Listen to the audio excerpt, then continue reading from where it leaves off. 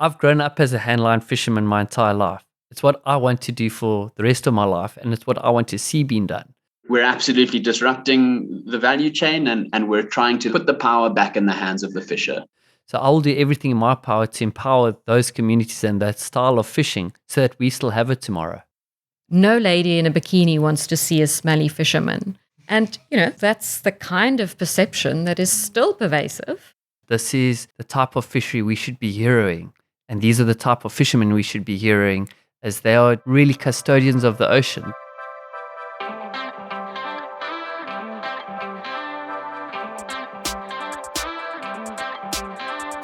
Hey everyone, my name is Nick. And I'm Rachel. And this is Changemakers, a whole new podcast from UCOOK that introduces you to the inspiring people who are making waves when it comes to the world of food. We're bringing you the stories of people who aren't afraid to make a difference and empowering you to be more informed and become a changemaker yourself. Every month, you'll be able to listen to a brand new episode and hear from guests who are in the know on topics like what's on your dinner plate, where your food comes from, and how your choices affect hidden communities in South Africa and the world. It's a brand new podcast. It really is. Rachel, are you ready to get inspired? I was born ready. Let's get into it. In this 3-part episode, we're talking with 3 different people whose industry knowledge covers everything, from small business operations to the legality of fishing rights in often overlooked communities. Stick around as we meet Ryan Nienarber from Greenfish, Wilmien Wicomb from the Legal Resources Centre, and Dan Smith from Abalobi. Rachel, I don't know if you're a Netflix person, but the weather is getting way cooler and I'm watching so many more series and shows in bed in the evenings. Yeah, no, it's become kind of a problem, I think. Now, there have been 1 or 2 documentaries lately about what consumers should be doing about things like fishing. And it's such a complicated issue. And if there was an easy solution, I feel we'd be doing it by now. Yeah, I think that's definitely part of the human condition. We're wanting quick fixes and we're always wanting to help one another within our own capacity, obviously. So today, I want to introduce you to Ryan Nienarber. He's the founder of Greenfish. And Greenfish is an organization that is aiming to change not only the way that we see fishing, but is also actively supporting small-scale fishers across the Western Cape. And from very humble beginnings, Greenfish is now a member of the IPNLF. The what? That's the International Pole and Line Foundation. They're looking to improve tuna fishing systems sustainably in countries like Oman, Tanzania, and Kenya. Ryan took time out of his day at sea, thanks for skipping the waves for us, Ryan, to tell me about the state of small-scale fishing in South Africa and the effects it has on the communities who rely on that income. He's got a lot to share about how these communities really do rely on fishing. And if you've ever wondered about what pelagic longlining means, Ryan has all the answers that you're looking for. Here's the story. Ryan, from very humble beginnings of you running this business by yourself, catching the fish yourself, what has Greenfish developed into now? We see it as a really ethical supplier of locally caught fish. Can you tell us a bit more about how the business has grown and what it looks like today? So the business has grown. This is my 2nd decade that I'm entering in doing this, and any good business should have evolution.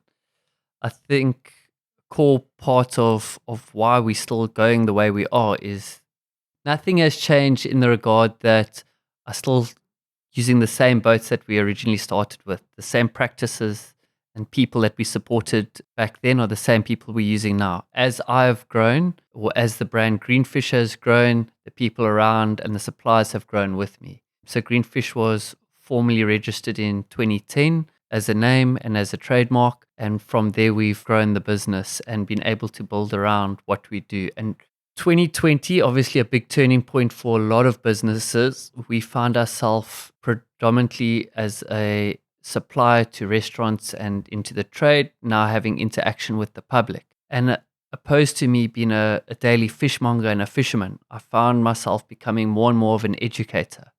We are getting wonderful customers asking us questions, which I think is fantastic. It's a huge differentiator between why we are different and what we are doing differently. And the more people we can get to ask questions, the better it is for everyone. What are some of the issues that are being raised and some of the questions that people are asking about fishing in South Africa and the kind of fish you can buy in a supermarket versus at a more, small scale local shop? What conversations are people having? So the wonderful thing with people asking questions, they're asking where's their fish coming from and how has it been caught. It's important to note that there are different types of fishing and different ways that we can get fish, because you get from the very small subsistence fisherman in his dugout canoe to the high-end, super technical factory industrial trawler that has a net that fits 12 jumbo jets inside of it. So if you have to look on the scale, those are the two extremes. Greenfish supports the small-scale handline fishermen over bigger methods where possible. And I think it's very important to support these community-based fisheries where it's third or fourth generation fishermen, where fishing is of this manner of handline catching is the biggest income revenue to these communities and often to the families. And it's very seasonal. So these guys are carrying that money from the summer months through to the winter months. And what's also very awesome about that is that money staying within those communities. Greenfish is allowing these fishermen access to greater markets with the help of people like UCOOK that now are getting some of those community-based fish into the everyday household. You've mentioned the two extremes of really massive trawlers with nets that are sort of pulling everything out of the ocean and very, very small scale fishing in a sort of dugout canoe. What are some of the in-between methods? Things like the catch method, hand lining versus long lining. Could you explain a few of those methods of fishing? So we find a lot of consumers are wanting to have change and do the right thing, but often they don't know how or what to look for. So when you refer to catch method and handline in particular, a handline fishing boat in the Western Cape, those vessels are typically under 10 meters in size. They're between 4 and 10 men per vessel, and those guys are operating in smaller boats that go out and fish for one day at a time. So they leave in the morning, they come back in the afternoon, or they leave in the evening and they come back in the morning. It's a very small and low impact method.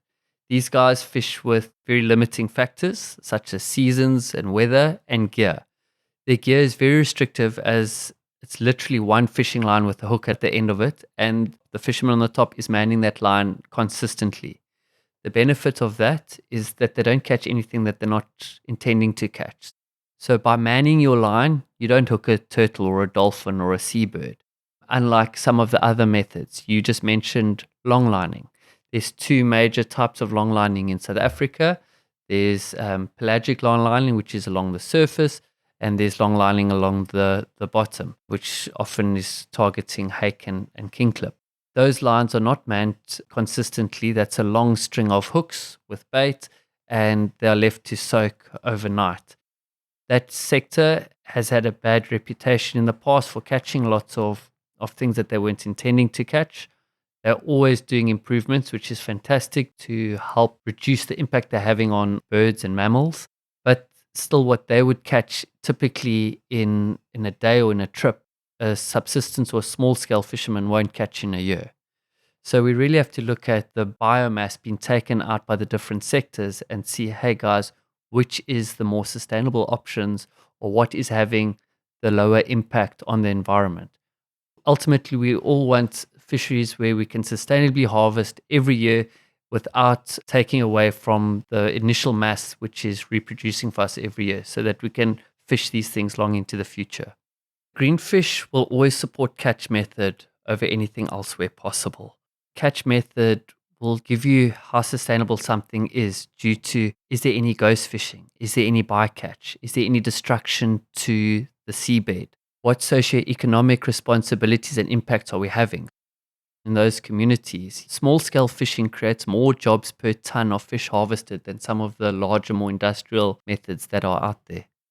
I've grown up as a handline fisherman my entire life. It's what I want to do for the rest of my life, and it's what I want to see being done. So I'll do everything in my power to empower those communities and that style of fishing so that we still have it tomorrow. Ryan, is there a scalability issue when it comes to small-scale subsistence farming and trying to move to this more sustainable approach? So the economies of scale of subsistence small-scale harvest versus commercial harvest, it's very different. Less fish is caught at a time versus some of those bigger methods. But this is also a blessing because only a percentage of the school is caught out at a time. The rest goes on to breed and spawn for another year, as opposed to taking the entire school with a net type method. There are definitely limitations, as often these communities are not central in a big port like Cape Town. We're traveling 2-3 hours to go and collect the stock every day. That has an impact because you've got to put a truck on the road to go and collect a smaller amount of fish versus a truck going into the Cape Town harbour to collect a large quantity of fish. So if you really have to break it down into the analytics, it is a more expensive fishery. However, it has a much lower impact. And this is the type of fishery we should be heroing. And these are the type of fishermen we should be heroing, as they are really custodians of the ocean. They go out every day, they catch their small bit. These are the guys that are on the water looking out for where poaching is happening and reporting it, because they don't want that in their communities, because they ultimately know that that is affecting their livelihood. It sounds like there are more challenges than a lot of people realize for fishermen, especially at the small scale level. What other challenges are they facing in terms of permits or being allowed to fish where they've been fishing or fish elsewhere? To do things the correct way and the legal way, we have to stick to the book. And unfortunately, at the moment, for us to get permits out is taking a long time. And sometimes it's hampering us. We also face a lot of black market and illegal fishing that's happening. And really on a financial or business side of things, people are coming in with fish, say 20 or 30 or 40% cheaper because they haven't followed the correct protocols. They haven't paid their levies to the government. They haven't done all the paperwork that goes along with catching a fish out the sea. With each fish caught out the ocean, we are recording how much we took out, what man hours or catch hours were put in or catch effort was put in to catch and harvest that fish. And these are documents that are submitted back to the department every month. To stick to the rules, yes, it has its challenges because really the department is not forthcoming with permits and documentation in a speedy manner. This system of logging your catch and submitting it back to the department and getting the feedback on what is feasible to be caught the next year, something I don't think a lot of people know about. How does that affect the stock that people see in shops, and how would that affect what poachers or people fishing on the black market end up catching and producing? Unfortunately, with illegal fishing, those guys seem to go where the money takes them. You obviously have heard of all the abalone and the palamoon that gets poached around the Manus Gansbaai area and the crayfish, because those are very high value items. There's very strict quotas in place with that. When we go and harvest crayfish, it gets brought back to the harbour. The inspectors size each one to make sure it's within the right size limit, to make sure you're not taking females out that are carrying eggs. And it's marked off and weighed individually against a very strict quota system. And obviously, because there's such little legal stock coming out, this does create an avenue for people that are doing it on a sort of black market scale to go out and do this and sell it quite easily. And how is a company like Greenfish helping to educate people about, what is a good catch, what's a bad catch, and about this sort of systemic issue? It's our responsibility to give consumers education. The more we can get consumers to ask where their fish was caught, how it was caught, why it was caught, the better for us and for the ocean as a whole. Because if we can start pushing consumers to maybe eat previously less fashionable styles of fish and eat things that are previously unsung heroes and steer them into eating those vibes, we can have an impact on eating less fish that was under pressure. If you must look at the scale in South Africa being such a diverse population, if you must look on the two extremes of people that we have in South Africa, we have people that are very, very hungry, that have only a couple rands to fill their belly. And then we also have people that are very, very wealthy, that have a choice. The family that is on the breadline, that only has a couple rand to feed themselves, they're not really in a position to drive change because they are just thinking, how am I going to fill my belly tonight? The middle to upper class people are the guys that really can start driving the change. They can say, right, we are going to choose not to eat this fish because it's caught in this method. we're going to choose to eat this fish rather because it's coming out of a stock that is shown to be more resilient to commercial fishing pressures. And that's where we can start driving the change. There's been that documentary that's just come out saying, don't eat fish. I don't think that's really the right approach. We could rather be saying, what fish should we eat? How was that fish caught? And start driving the change in that regard. I think change can happen from each and every one of us doing our little bit. At Greenfish and the ethos that we believe in, we do lots of little things that might go unrecognized, and that's fine. I know because of the small changes we are making, it's made an impact in our little business. And it's things like not using excess plastic. We do many sort of programs as a business to help offset some of our carbon footprint. We are planting one tree for every 5 fish in some of the products where I feel we could be doing better to help offset some of those emissions. We've been very involved with the Two Oceans Aquarium in their turtle rescue project. Just last week, we were giving lectures at some of the up-and-coming chef schools. And, really there, if we can educate tomorrow's future stars about catch methods, which fish are being caught, why we eat the fish we do in South Africa, we can drive change not for now, but for the future. Ryan, for the listener out there who wants to be more conscious about the seafood that they're consuming, be it at a restaurant or if they're sort of walking up and down a supermarket aisle, what are 1 or 2 things they should bear in mind or ask or think about before they make a purchase? Well, firstly, they can shop at UCOOK and order some of their seafood, because besides the seafood they procure from us, they're procuring from 1 or 2 other suppliers that have very similar beliefs to me. And I really value and support that there's more guys that are doing what we are doing. And, us couple small guys need to bind together to push our sector of the fishery forward. Alternative to that, they can buy off the Greenfish online platform. But the main thing they should be asking is, how was my fish caught and where and why? If they ask those things and they're not getting an answer, it should raise a red flag. If their restaurateur is not telling them, hey, this was a handline caught yellowtail off Cape Point off a small-scale fishing boat, could raise a red flag. Maybe they're selling something under a different brand. Often our local fish are in competition with imported cheap alternatives. For example, the yellowtail, which I just mentioned, it sells at X value. In some supermarkets, it sells at 50% of that value, but you're looking at an imported frozen alternative to a local wild-caught sustainable option. So if something's too cheap or too good to be true, maybe it is. You should be asking yourself why. So, I think Ryan leaves us with a lot to think about, a lot to digest, really. I love that he's touched on how, why, and where, and those questions, because I think as a consumer, that's a very empowering set of questions that we need to ask whenever we're choosing to eat fish. And we all know that there are a few documentaries circulating on Netflix and Showmax and all of these sort of streaming sites that really advocate for us stopping eating fish completely. But I think where Ryan highlights the importance of it for smaller communities and how we can do it sustainably, personally, I think that gives us hope. There's so much behind the fishing industry that we really haven't even considered. I think people know things about, the SASSI list, right? But there's so much more that goes into what makes something sustainable, and I think that's fascinating. Yeah, completely.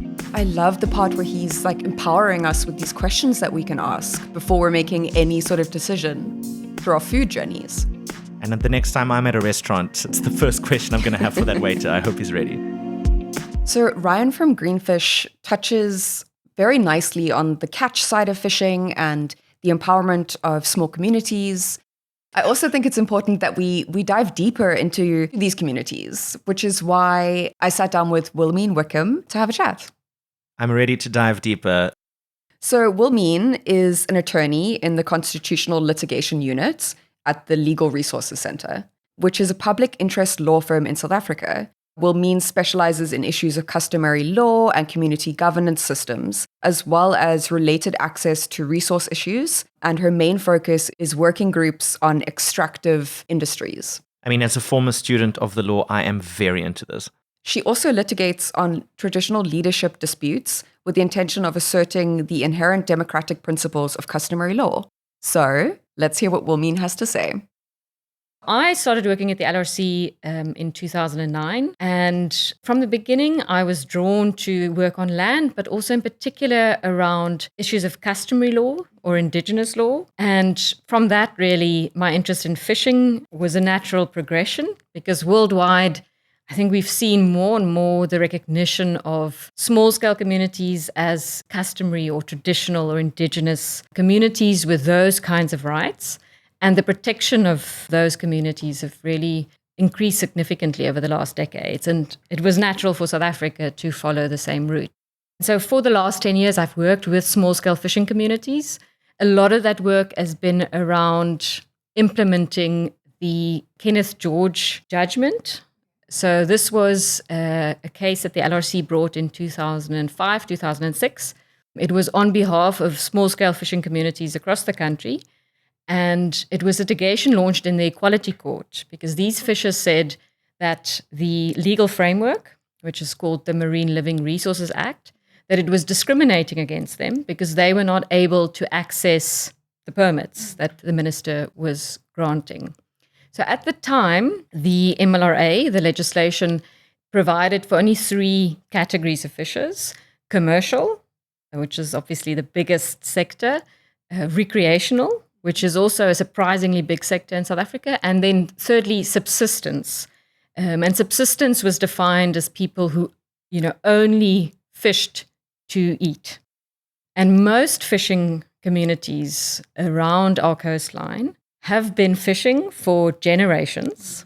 Most of them fell victim to forced removals under the Group Areas Act and other discriminatory laws, but continued fishing, and as far as they could. And they've done so as communities. So some people are the active fishers. Many of the women work the fish and process the fish.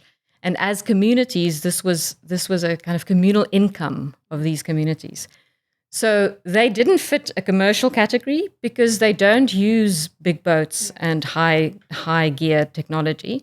But they were also not subsistence because they don't only fish to feed themselves. They also sell at a very small scale in order to put their children through school. And this was not catered for under the legislation. And so with this Kenneth George judgment, the minister was forced at the time to develop a policy to recognize small-scale fishing communities. And so for the last 10 years, I've been doing a lot of work on trying to see that implemented properly, which is a huge challenge. Wilmien, could you tell us a bit about the landmark Dwesa case and how that's helped to change the narrative around small-scale fishing in South Africa? I'll give you a little bit of background about the community because it's quite interesting. So it's actually a number of communities around the Dwesa area in the Eastern Cape. And these communities had been forcibly removed twice under colonial and apartheid governments. The second time to create what they called the Dwesa Nature Reserve. And inside the reserve, there is a marine protected area. So land restitution, in terms of our constitution, people who were dispossessed of their land after 1913 for reasons of racial discrimination, so mostly around Group Areas Act, etc., they were able to apply for that land back. So we call it land claims, right? So this is the restitution process. And the Dwesa community was one of the first to get their land back under that process. So they continue to live on the edges of this reserve. They continue to fish. It's what they do. I should say it is officially one of the poorest districts in South Africa to this day. So fishing is really, it's all there is. In the year 2000, the then Minister of Environment declared that marine protected area a no-take zone. So with a sweep of a pen said no fishing allowed there. No one told the community, so they just continued fishing. They had no idea. It was also not enforced until around 2005, when suddenly people started getting arrested for doing what they have done all their lives. They continued fishing because there's no other way, despite these arrests. It became worse in the sense that the rangers patrolling those areas started getting really violent, and a number of fishers lost their lives for simply going to try and fish. And, I mean, just to give you some perspective of what it means to fish there. There's no electricity in the area, so people don't have fridges. You don't fish and stock it in your fridge and go and sell at a market. You fish to feed your family, and there's one hotel in the area. And so, you sell 1 or 2 fish to the hotel, and that's enough, hopefully, to buy school shoes, for example. So in around 2010, we became aware of the situation, and in particular about the murders, I would say, of these fishers. And we entered the area and realized very quickly that this community was what one would call a customary or indigenous community who had fishing as part of the fiber of their community, part of the fiber of their culture. They believe their ancestors live in the sea, and it's a very important part of who they are. It had a devastating effect on them, this complete ban, not only on fishing, but on them even entering that area. And so we decided to take this case up. 3 fishers at the time were again arrested for attempting to fish, which is a crime if you don't have a permit. And we decided to defend the case, and in particular to argue that even though they didn't have permits from the minister, and even though the minister said it was unlawful for anyone to fish in that MPA, they had legal rights in terms of the customary or indigenous law of their community. And one of the most radical things that our constitution did was to finally properly recognize indigenous law in South Africa. It was wiped off the map by colonial and apartheid powers, and it was reinstated really by our constitution. And it was a radical argument, I will tell you that. It had never been done before, but we were convinced that this is what the Constitution means, right? So a trial ran in a tiny magistrate's court in Elliotdale.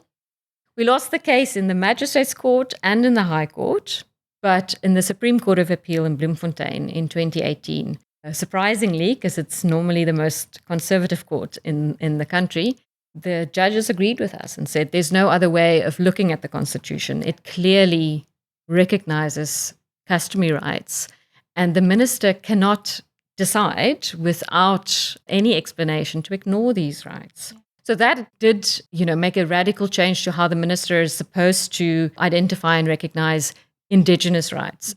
The victory was important for recognizing indigenous rights, but also it was just another important case illustrating how the lack of science around conservation and so on is often used to punish small-scale communities. So what we often see is that they bear the brunt of the kind of conservation discourse, right? So if you really look at who is causing damage, it's the commercial industry.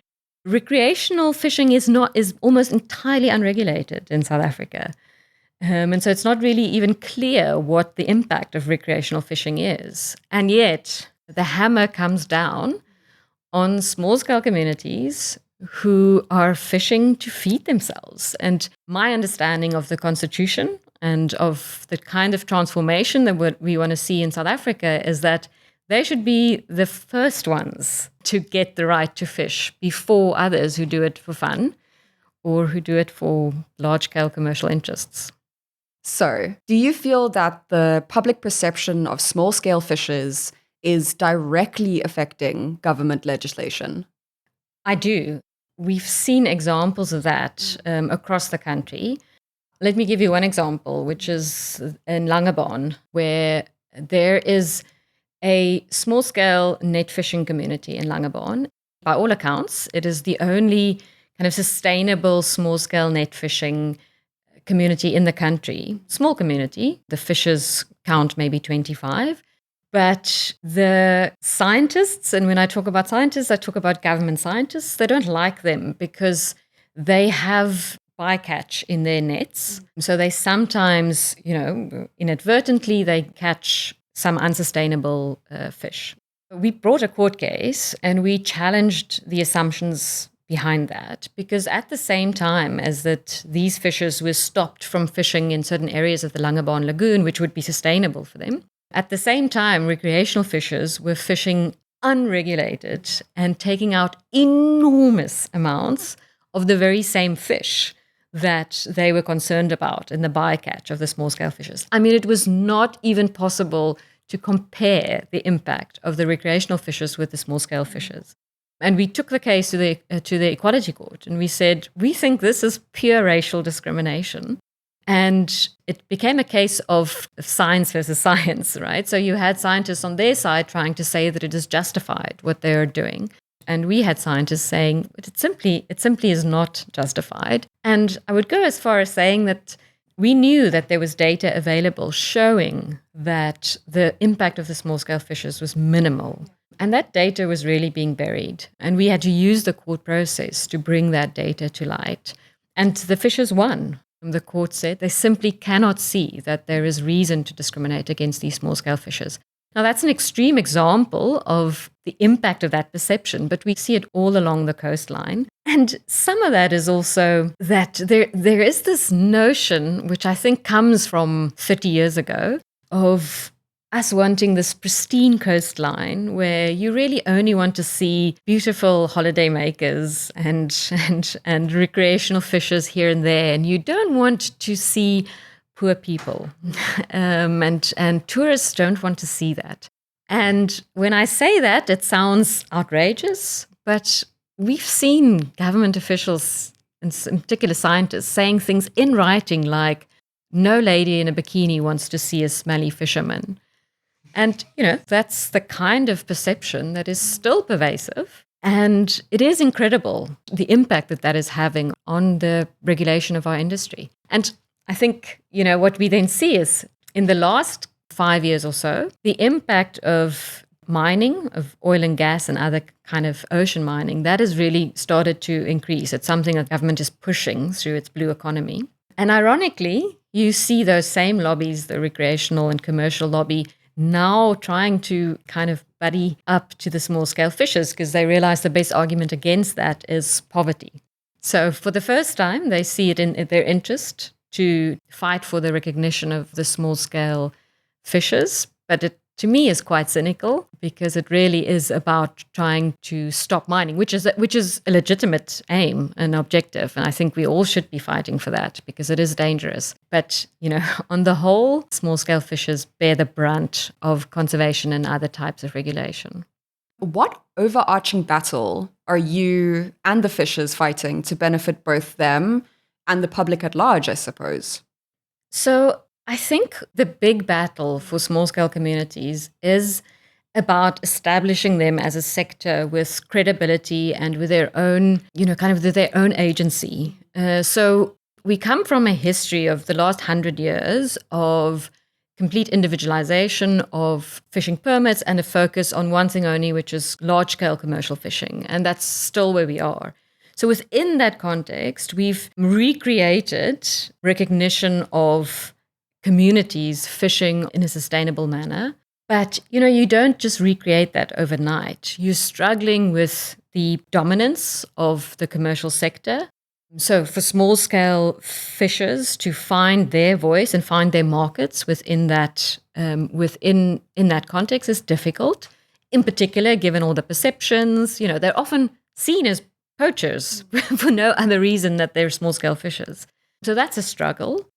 The commercial sector was extremely unhappy when the small-scale sector was recognized. They pushed back hard because it meant that, there's only one pie. So if you bring in another sector, it means you have to take away from them. So they've always been resistant to it and have tried to find ways of benefiting through the back door from the small-scale sector. So, that I think that is a significant problem.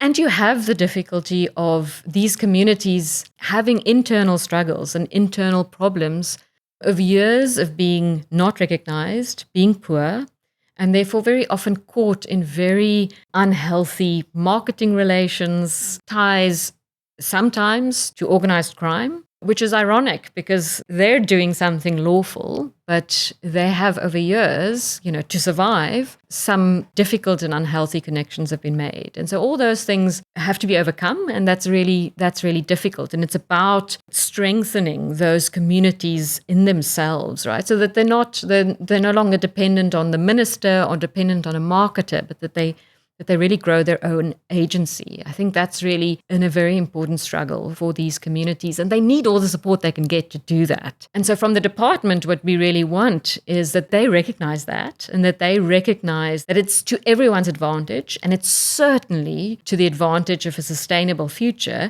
to empower those communities to be able to govern and manage themselves in a way that is sustainable. I'm asking for myself, and I suppose our listeners at home as well. Is there a space in which we're able to help empower and assist the fishers in this battle? Definitely. I think, for one, it's important to change the conversation around small-scale fishers. So it's important to understand kind of the context, to understand that what they're doing is perfectly legal and that should be supported, and that there are very good reasons for sustainability and otherwise and socioeconomic transformation to do so. I think that's important. And yes, it's very important to join this movement of knowing where your fish comes from, right? So connecting the fish with the fishers who are catching it and just starting to understand that dynamic, I think, is invaluable and is going to be a very important part of making this small-scale fishing project a reality. Thanks, Rachel. That's an intense story. I, for one, had no idea that there was such an intersection between fishing and customary or indigenous rights, especially when legislation's enacted. And I think the most shocking thing about that whole conversation is Wilmien told us when we weren't recording that she actually cannot believe that these attacks are still happening in a democratic South Africa, that we live in today, and you can't even fathom it. And another thing, what I know about the law, which is not a lot, is that law should be applied to everybody equally. There's a phrase, equality before the law.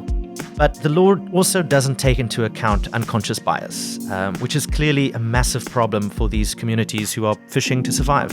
As she sort of points out, nobody wants to be lying on a picturesque beach and be bothered by, men pulling in nets, mm-hmm. But actually it's part of their everyday life, and we need to have a revolving or an overwashing respect for one another. And it's their beach too. Exactly.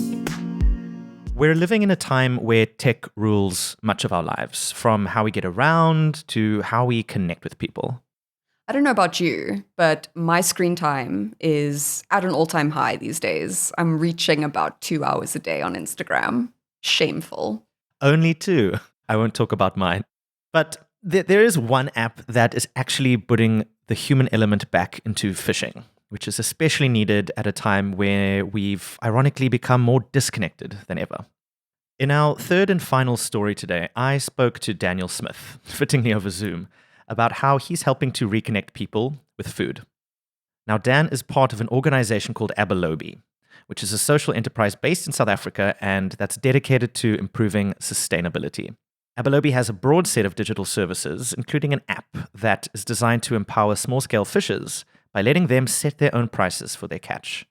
And at the same time, it allows traceability for the consumer by letting you know exactly where your fish came from, down to the person who caught it. Here's the story.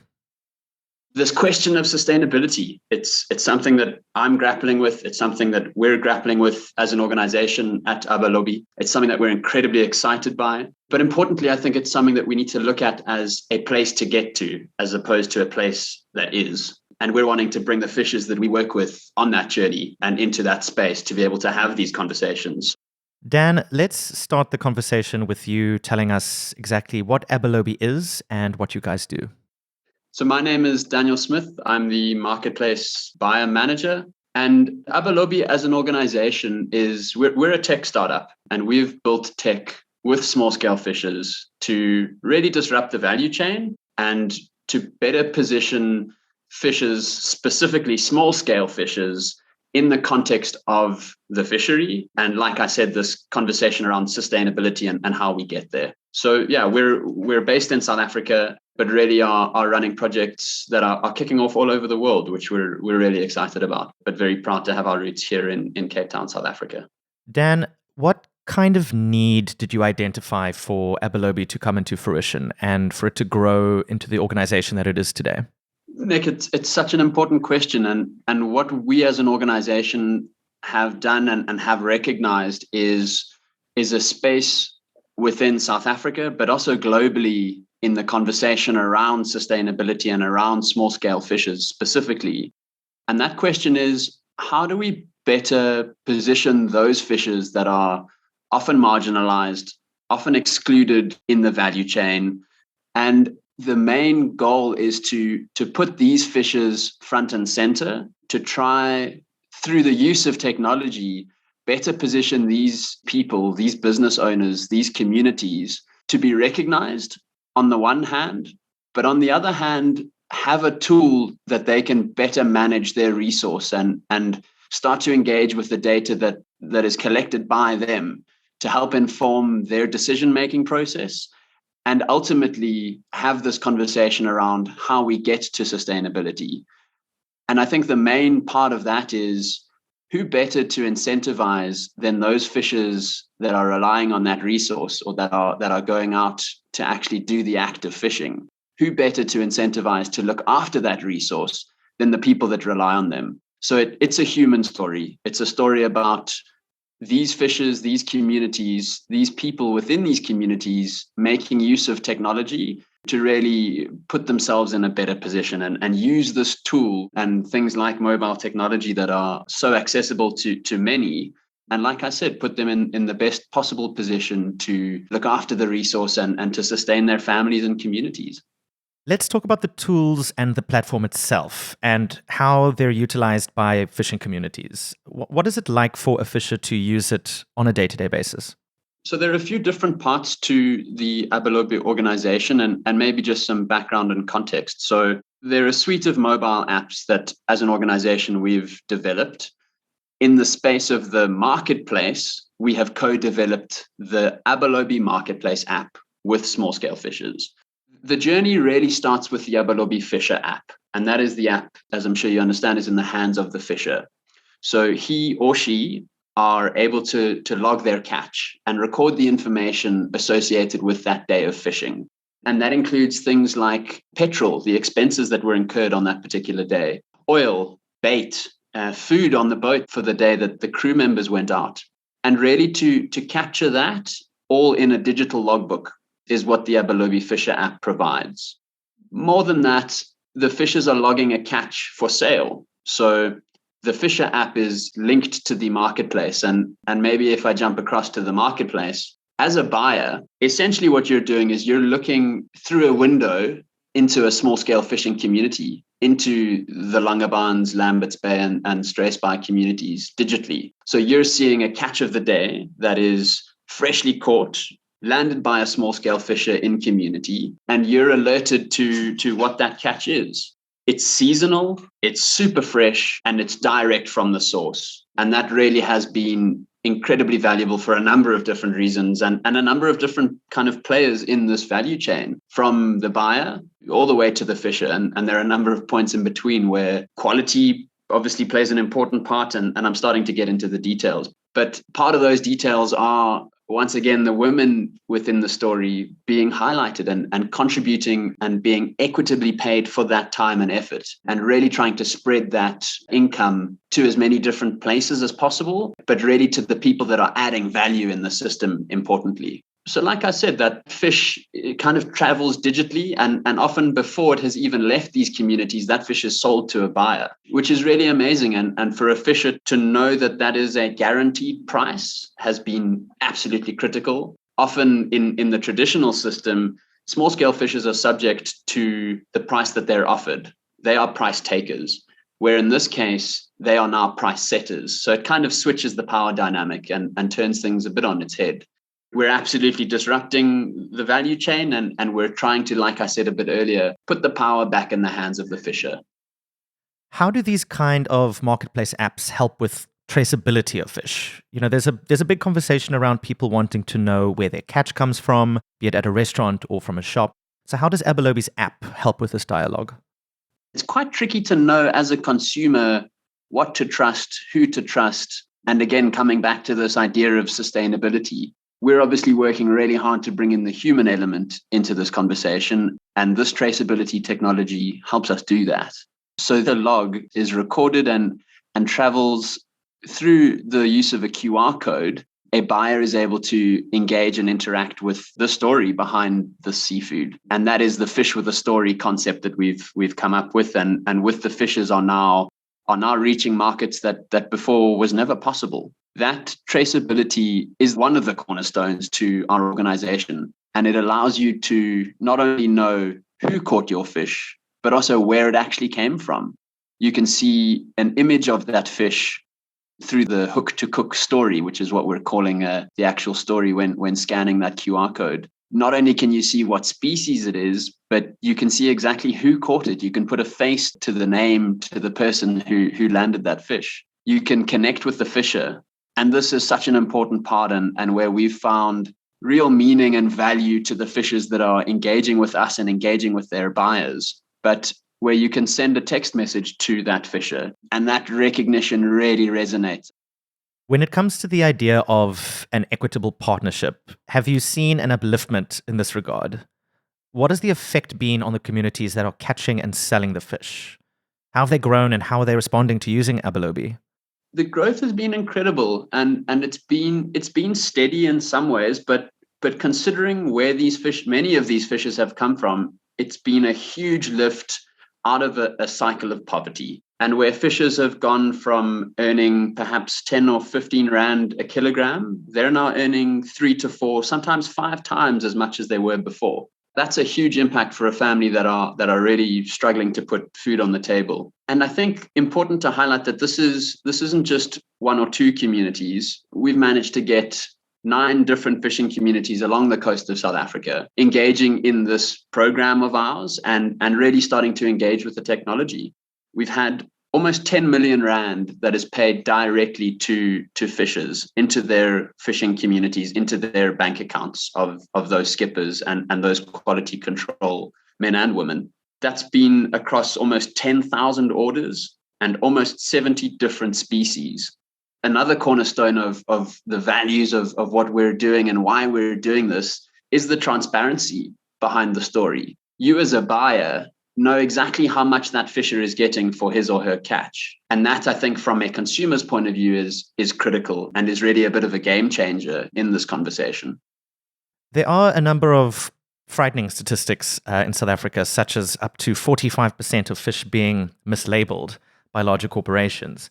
How does this kind of error come about? I mean, is it due to the lack of care when it comes to catching fish in larger quantities? Nick, you've raised such an important question. And the reason behind that is a tricky one to unpack, but I think it speaks to the negative incentives within the value chain. And those are currently to catch as much as you can in order to eke a living in the small scale fishing sector. And where the technology disrupts that is, like I explained, you're getting fishers that are now starting to earn far more. These fishers are adding value to their product, so they're taking a whole lot more care. And we've also seen cases where fishers are actually spending less time out at sea and they're catching less fish, but they're being paid more. And in some cases, earning far more than they were in many cases. And I think that really speaks to the approach that we're trying to kind of enhance, and that is the co-management of the resource, where those fishes are included in the management of whether it's a species that's considered environmentally of concern or not. But let's include those fishes in that discussion and that care. So circling back to, this mislabeling problem, the beauty of the traceability is you can know exactly what species that is. And again, I think so often, due to the nature of what scale of fishery you're talking about, whether it's in a commercial space, these are large corporations. And bycatch is an important part of this conversation.